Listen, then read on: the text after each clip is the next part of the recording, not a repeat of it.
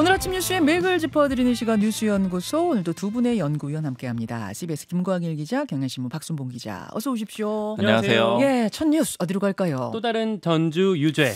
어제 도이치모터스 주가 조작 의혹 사건 2심 판결이 났는데요.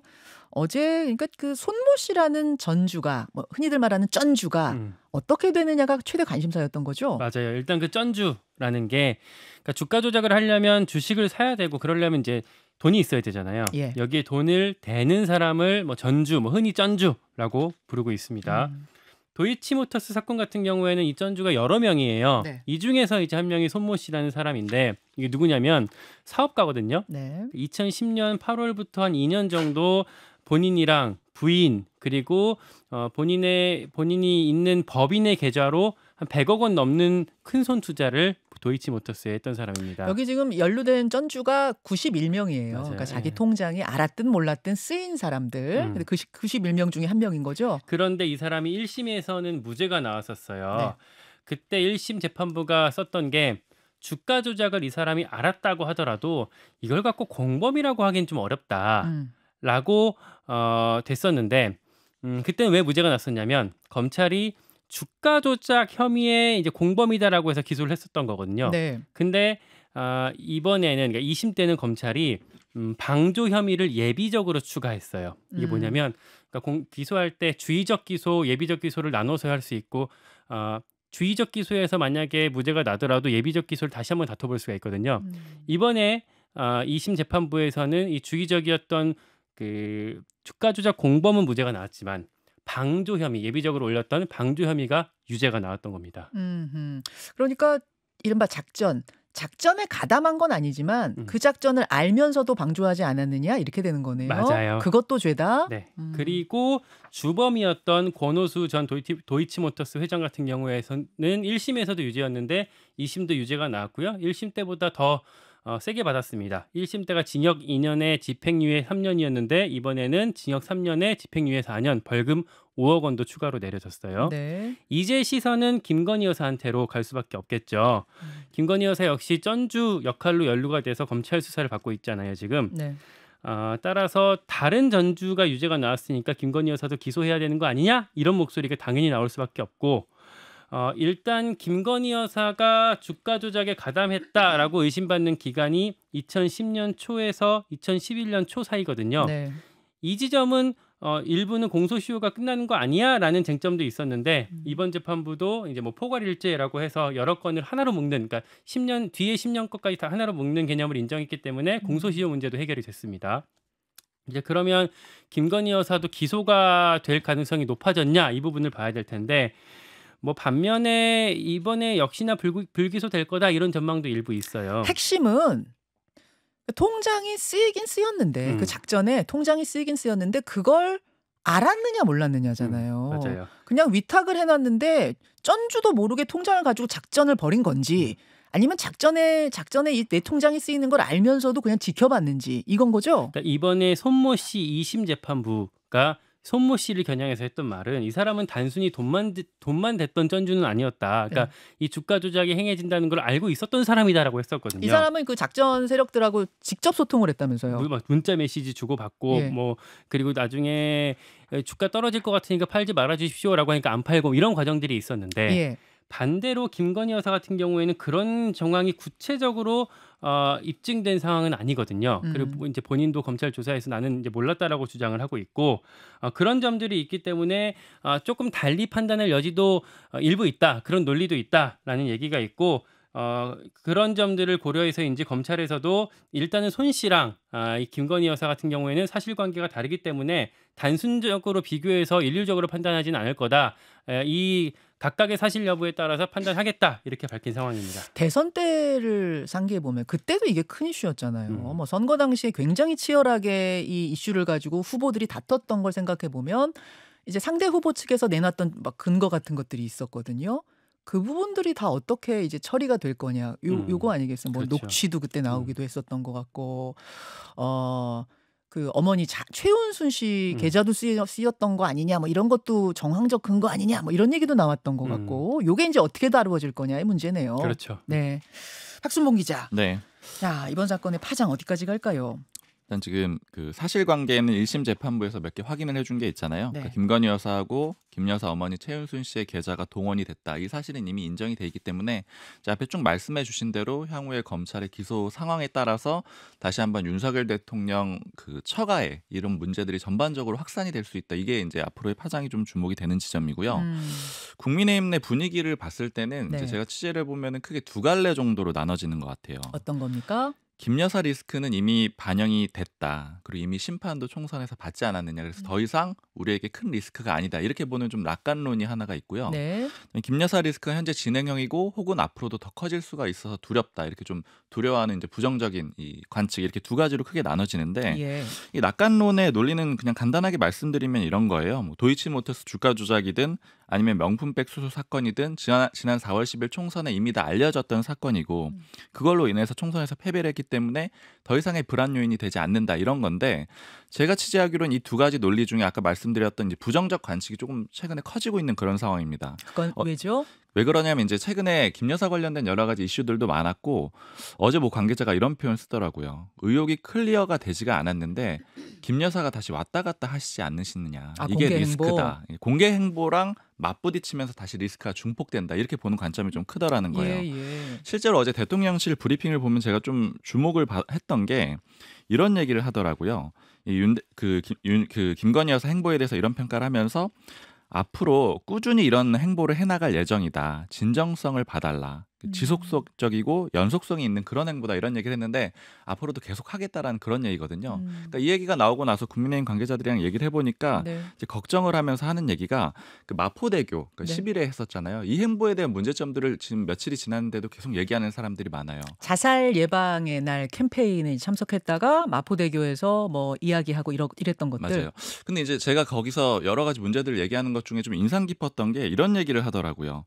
가장 그때 행보의 문제점은 그 행정력의 근본적인 상징과도 같은 제복 입은 경찰을 동원했다라는 거다. 그러니까 이제 다른 행보들 이런 것들은 괜찮다라는 거예요. 예를 들어서 뭐 자살한 사람의 유족들을 만난다. 아니면 뭐 이제 자살을 시도했다가 뭐 삶으로 복귀했지만 여전히 힘든 사람들을 만난다. 뭐 이런 사람들을 만나서 보살피고 예. 위로하고 이런 행보들은 당연히 괜찮은데 예. 왜 이 경찰, 그러니까 공권력을 동원하는 그런 모습들을 보이느냐. 그러니까 이런 그림들이 맞지 않기 때문에 앞으로 이런 행보 좀 자제해야 되는 게 아니냐 이런 얘기들도 좀 국민의힘에서 들리고 있어요. 자, 그래요. 뭐 이런 이야기가 지금 나오는 상황에서 오늘 일부에 국민의힘 정광재 대변인 인터뷰가 있거든요. 이 재판 관련해서 국민의힘에서 어떻게 바라보고 있는지 직접 인터뷰로 풀어보기로 하고 두 번째 뉴스 갑니다. 용산 이전 특혜 없었다. 또 이게 대통령실과 관련된 뉴스인데 관저를 옮기는 과정에 대한 감사 결과가 나온 겁니다. 특혜는 없었다 이렇게 결론이 났나요? 네, 그렇습니다. 일단 이 의혹의 핵심이라는 게 이제 먼저 제기됐던 게 그거잖아요. 이제 관저 이전할 때 인테리어 업체가 이제 수의 계약을 했었는데 네. 그 수의 계약한 업체가 코바나 컨텐츠 옛날에 그 김건희 여사가 운영했었던 코바나 컨텐츠 전시실 공사를 했었던 그 업체다. 그러다 보니까 김건희 여사가 이 과정에 영향을 끼친 거 아니냐 이런 의혹이었잖아요. 특혜 준 거 아니냐? 그렇죠. 근데 감사원의 어제 발표는 그 의혹은 확인되지 않았다라는 거였습니다. 예. 특혜 아니다라는 거였고요. 감사원이 이제 발표를 했었던 결론이 크게 두 가지입니다. 네. 수의계약 과정에 있어서 부적절했다가 하나고 또 하나는 경호처 간부가 일종의 리베이트를 받았다라는 거 두 가지인데요. 먼저 수의계약 부분은 집무실 공사할 때 공사비가 3억 2천만 원이 부풀려졌다고 하고요. 또 관저랑 경호청사 공사를 할 때 시공업체가 무자격 업체한테 하도급을 줬었는데 네. 이걸 걸러내지 못했다. 뭐 이런 지적을 같이 했습니다. 그러니까 그건 문제였다. 문제점을 그렇죠. 지적을 안 한 건 아니고 이건 문제였다라고 하나 지적한 거고 또 하나 지적된 문제가 아까 뭐라고요? 이게 경호처 간부 얘긴데요. 네. 그러니까 그 원래 있었던 건물에 방탄 이제 자재를 덧대야 되는 상황이었잖아요. 네. 그 시공하는 과정에서 경호처 간부 A 씨가 브로커랑 이제 짜고 공사비 15억 7천만 원을 가로챘다라고 합니다. 공사비 부풀리기가 있었다. 맞아요. 그래서 이 감사원이 이 A 씨에 대해서 파면을 요구했고요. 검찰이 이 A 씨랑 브로커한테 오늘 어제죠 구속영장을 청구했습니다. 예. 이 전체적인 이전 과정을 김호진 전 대통령실 비서관이 이제 관리 감독을 했었는데 예. 이 김호진 전 대통령실 비서관에 대해서는 이제 인사 조치를 같이 그러니까 이 사람은 이미 퇴직한 사람이거든요. 그러다 보니까 추가로 징계할 수는 없고 이 사람에 대해서는 나중에 만약에 공무원으로 복귀할 때 어떤 불이익을 주라라는 취지로 어떤 그 명기를 같이 했습니다. 이 감사를 청구했던 사람이 고시 참여연대잖아요. 네. 참여연대는 결과 보고 뭐라고 입장냈습니까? 사실상 면죄부를 줬다. 이거 제대로 감사한 거 맞냐? 그 현장을 가보지도 않고 이렇게 결론을 내리면 되냐라는 식으로 했고요. 민주당에서도 꼬리 자르기다 이런 식으로 비판을 했습니다. 그리고 이 결과 발표가 나온 뒤에 대통령실에서도 입장을 보였는데 뭐 특혜가 없었던 게 이제 감사원에서 확인된 거 아니냐라고 하면서도 동시에 뭐 절차적인 미비점에 대해서는 재발 방지책을 마련하겠다 이런 입장을 보였습니다. 예. 자, 박순봉 기자는 어느 포인트에 주목하셨어요? 김호진 전 비서관이 어떻게 되느냐 여기에 좀 주목을 해야 된다 이런 여당 쪽 인사의 말이 좀 인상적이더라고요. 그러니까 이게 무슨 얘기냐면 이미 퇴직을 했는데? 맞습니다. 그러니까 아까 그 감사원에서 이 인사 조치를 좀 하도록 했잖아요. 그러니까 이게 그냥 쉽게 얘기하면 인사혁신처에 인재 DB가 있는 거거든요. 그 DB에다가 이 사람 이런 잘못이 있었으니까 나중에 다시 끌어다가 쓸 때 이거 참고하세요 이런 거니까. 아, 그런 인사 조치. 퇴직자에 대한 인사 조치는 그렇죠. 그런 식으로 현직에 내려져요? 대해서는 그렇게 할 수는 없으니까요. 나중에 주의하라고 거기다 써놓는 거예요? 그렇죠. 이 DB를 활용해가지고 뭐 어떤 뭐 무슨 장관, 차관 이런 인사를 할 때 가져다가 쓸 때 보는 거거든요. 그러니까 이제 앞으로 어떤 직을 맡을 때 어려움이 있을 수 있도록 그런 조치를 내려놓은 건데. 네. 근데 이제 주목해봐야 되는 건 이런 거예요. 지금 상황들을 쭉 보면은 김호진 전 비서관이 김건희 여사랑 관계가 있는 21g이라는 업체를 선정하는 과정에 대해서 기억이 나지 않는다 이렇게 답변을 하면서 김 여사에 대한 감사는 종료가 되는 거거든요. 아, 김호진, 그러니까 총괄을 했던 김호진 비서관이 누구요? 21g. 네, 여기가 김건희 여사랑 관계가 돼 있다라고 알려져 있는 업체인데 선정이 됐어요. 네, 근데 여기는 김 전 비서관이 난 잘 모르겠다라고 하니까 감사원의 감사가 그 이상으로 나가질 못해요. 아, 그 업체가 선정되는 과정에 대해서는 내가 기억이 안 난다. 그렇죠. 그래서 여기서 감사가 멈추게 되는데, 그래서 이제 여당 쪽에서 나오는 얘기들은 뭐냐면은 그럼 만약에 이걸 의심해서 본다라고 하면은 김호진 전 비서관이 모든 책임을 떠안고, 즉 쉽게 얘기해서 김건희 여사의 문제가 발생할 수 있는 점들을 자기가 다 안고 덮고 넘어가는 거라고 한다면은 만약 그렇다라고 하면 김호진 전 비서관에 대해서 앞으로 어떤 좋은 자리를 주게 될 거다. 그에 따른 합당한 보상이 주어지게 될 거다. 근데 이제 문제는 뭐냐면 감사원이 인사자료 통보를 해놓은 상태잖아요. 네. 그러니까 이제 이 사람 앞으로 쓰게 될 때는 조심해서 쓰세요. 뭐 이런 정도의 의미가 되겠죠. 근데 여기서 또 하나 주목을 해봐야 되는 거는 김호진 전 비서관이 한국공항공사 사장에 공모를 해놓은 상태예요. 아, 그래요? 그래서 이제 여당 쪽에서 나온 얘기는 김호진 전 비서관이 공항공사 사장 임명이 되느냐 안 되느냐 이걸 1차적으로 봐야 되고 된다라고 하면 결국에는 일종의 보상성으로 볼 수 있는 거 아니냐 이제 이런 의혹이 제기가 될 수가 있다라는 점을 하나 봐야 된다라는 거고요. 만약에 이게 바로 즉각적이지 않다라고 하더라도 향후에라도 이 김호진 전 비서관이 어떤 뭐 주요한 자리에 간다. 그러니까 예를 들어서 뭐 이제 민간 기관이라든가 이런 데 가는지 안 가는지 이런 것들을 좀 주목해 봐야 된다. 이런 지적들이 한 가지가 있습니다.